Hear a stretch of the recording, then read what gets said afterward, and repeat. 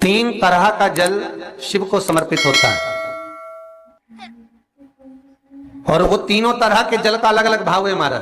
पहला जल सादा, घर से पानी लेकर गए, जल लेकर गए, शंकर को चढ़ाया, वो हमने घर का अपना एड्रेस बता दिया, भगवान शिव को जल चढ़ाकर अपने आनंद के लिए शंकर से कुछ प्राप्त कर लिया। दूसरा जल, जल के कलश में थोड़ा सा इत्र डालकर शंकर को जब समर्पित करते हैं तो महाराज घर में अगर कोई व्यक्ति बहुत रोगीला है, बहुत रोगीला, एक शिव महापुराण में, स्कंद पुराण में, नर्मदा पुराण में, भविष्य पुराण में, अग्नि पुराण में, नारद पुराण में, बरहा पुराण में, वामन पुराण में जितनी चीजें लिखी गई है एक एक प्रैक्टिकल कर देखो तो शिव महापुराण, स्कंद पुराण का यह भाव याद करिए कि एक लोटे पानी में इत्र मिलाकर, जल में इत्र मिलाकर, बहुत रोगीला व्यक्ति, बहुत बीमार व्यक्ति है, एक लोटा पानी उसका हाथ का स्पर्श कराकर शंकर को चढ़ाना प्रारंभ कर दीजिए। महाराज केवल 5 या 7 दिन चढ़ाओ और वो 7 दिन के बाद में उस बीमार व्यक्ति का क्रम देखिए कि उसमें कितना आराम लगा है। औषधि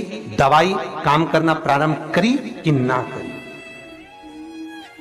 केवल इत्र समर्पित, इत्र का जल।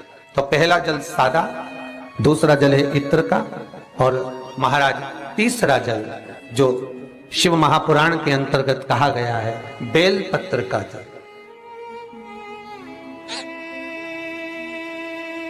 तीसरा जो जल है वो बेलपत्र का जल। बेलपत्र का जल कैसा?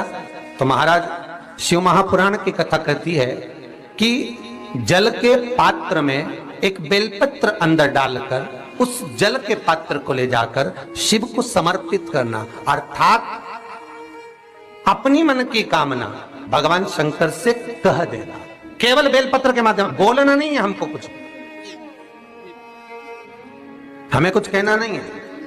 3 तरह का जल का जो व्याख्यान वर्णन किया गया, एक सादा जल जो भगवान को कहा, आपने अपना एड्रेस बता दिया, आपने अपने मन का भाव बता दिया। इत्र का जो जल चढ़ाया गया वो केवल रोग मुक्ति के लिए चढ़ाया गया। और तीसरा बेलपत्र, अगर उस जल में एक बेलपत्र भी पड़ी हुई है और वो बेलपत्र पड़ा हुआ जल आप जिस भाव से चढ़ा रहे हो, जिस कामना से चढ़ा रहे हो शंकर, वो कामना आपकी